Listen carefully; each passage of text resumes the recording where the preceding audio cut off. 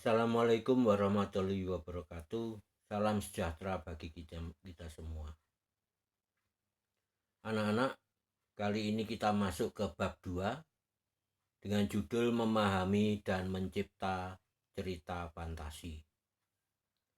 Dalam kegiatan di bab 2 ini nanti kita akan mengikuti 4 kegiatan, yaitu yang pertama adalah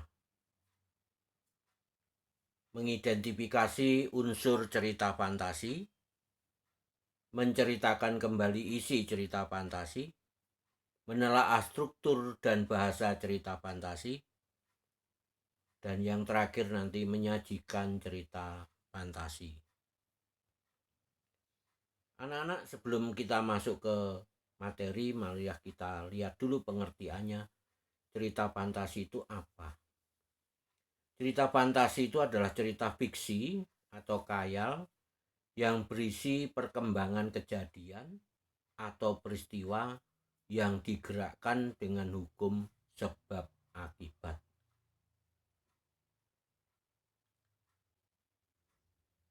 Kita masuk ke bagian A, ciri umum cerita fantasi.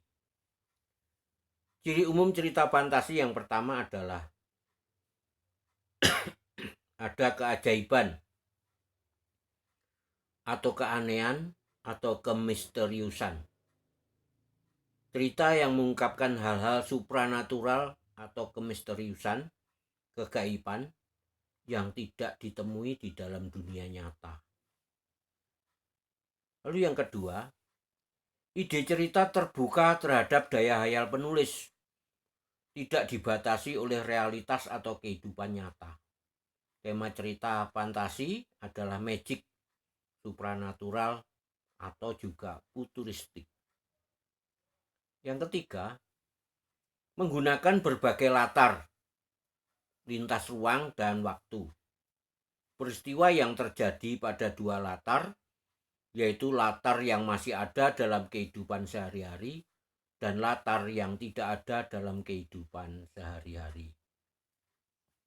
Lalu yang keempat, cirinya adalah tokohnya unik, mempunyai kesaktian.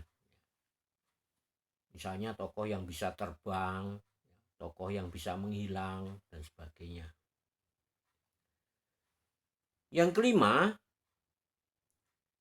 cerita fantasi bersifat fiksi.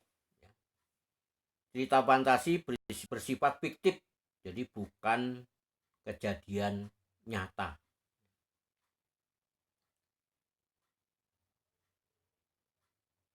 Berikutnya kita bahas mengenai jenis-jenis cerita fantasi. Pembagiannya yang pertama adalah pembagian berdasarkan kesesuaiannya dalam kehidupan nyata. Jadi kalau kita cocokkan dengan dunia nyata, maka fantasi itu dibagi menjadi dua. Yang pertama fantasi total, yaitu berisi fantasi pengarang terhadap objek tertentu. Semuanya tidak ada di dalam dunia nyata. Yang kedua adalah fantasi irisan, yaitu fantasi yang mengungkapkan cerita masih ada dalam kehidupan nyata, terutama nama-namanya, ya, kemudian latarnya masih ada sebagian yang ada di dalam dunia nyata. Berikutnya, jenis cerita fantasi yang dibagi berdasarkan latar cerita. Yang pertama, latar lintas waktu. Ini menggunakan dua waktu yang berbeda. Sedangkan latar sejaman itu menggunakan latar dalam satu masa. Jadi perbedaannya bila lintas waktu itu bisa saja tokoh ini tahu-tahu terlempar di dalam masa yang lalu atau terlempar pada masa yang akan datang, masa yang belum pernah kita ketahui seperti apa. Kita lanjutkan dengan kegiatan B. Kegiatan B itu menceritakan kembali isi cerita fantasi. Jadi sebetulnya di dalam kegiatan B ini nanti kita lebih memahami apa saja yang ada di dalam isi cerita fantasi. Apa saja isi cerita fantasi itu? Yang pertama adalah tokoh. Tokoh ini orang-orangnya. Orang-orangnya atau nama-nama yang ada di dalam cerita fantasi. Selain tokoh juga wataknya atau kebiasaannya atau perilakunya. Kemudian latar.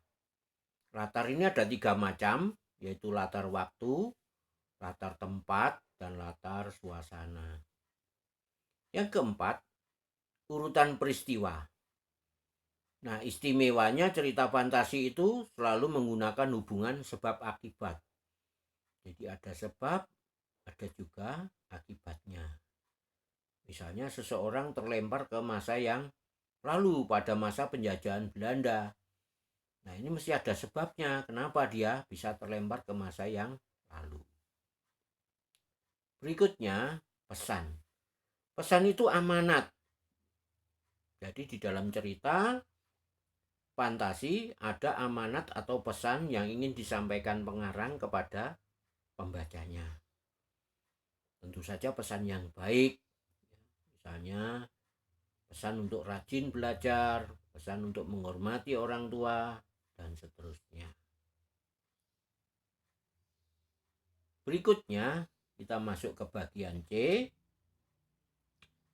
Di bagian C ini kita menelaah struktur dan bahasa cerita fantasi. Bagian C1 struktur. Struktur itu kita kenal ada bagian pengenalan. Pada paragraf 1 nanti bagian pengenalan.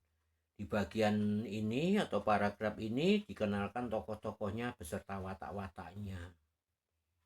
Lalu kejadiannya, latarnya di mana. Nah, setelah dikenalkan masuk ke dalam paragraf kedua, yaitu rangkaian kejadian. Ingat tadi rangkaian kejadian selalu berhubungan dengan hubungan sebab akibat. Di sini Bapak gambarkan ada 4 rangkaian kejadian. Mengapa ada 4? Di situ ada pentol-pentol yang jumlahnya 4. Yang pertama itu kejadian yang mungkin masih biasa. Kemudian sebelum kejadian ini bisa diselesaikan, peristiwa ini bisa diuraikan, tambah lagi dengan masalah yang baru. Di titik yang kedua itu semakin naik, kejadiannya bertambah, selalu berhubungan dengan sebab akibat. Nah, sampailah pada klimaks. Apa itu klimaks? Klimaks itu adalah puncak ketegangan. Jadi di dalam puncak ketegangan itu diceritakan tokoh mengalami peristiwa atau kejadian yang sangat mengkhawatirkan atau sangat menegangkan. Bahkan ini mengancam nyawa tokoh. Nah, setelah klimaks turun ke resolusi. Resolusi itu adalah penyelesaian masalah. Jadi masalah-masalah yang ada sedikit demi sedikit bisa diuraikan dan cerita bisa berakhir dengan paragraf yang terakhir yaitu pesan. Kita lanjutkan ke bagian C2. Penggunaan bahasa dalam cerita fantasi. Bahasa apa saja yang digunakan? Yang pertama, kita menggunakan kata ganti dan nama orang.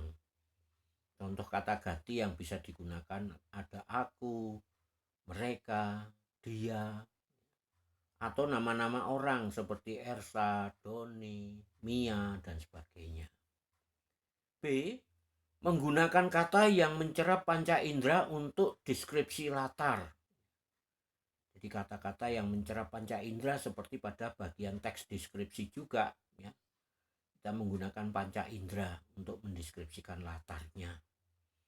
C. Menggunakan pilihan kata dengan makna kias dan makna khusus. Kita berikan contoh, misalnya alien itu berhidung mancung. Mancung yang saya garis bawahi itu bisa dikembangkan kalimatnya menjadi dengan hidungnya yang menjulang ia mengendus sekeliling. Itulah anak-anak yang disebut dengan makna khusus ya. D. Menggunakan kata sambung penanda urutan waktu. Kata sambung yang bisa digunakan misalnya setelah itu, kemudian, sementara itu, tiba-tiba, ketika, sebelum, dan sebagainya. Yang E. Menggunakan kata atau ungkapan keterkejutan.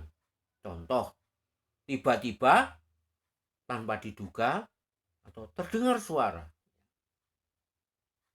Kemudian yang F.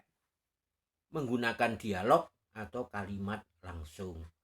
Ingat anak-anak, tentunya kalian sudah mengenal apa itu kalimat langsung. Jadi kalimat yang diikuti oleh petikan langsung pembicaraannya.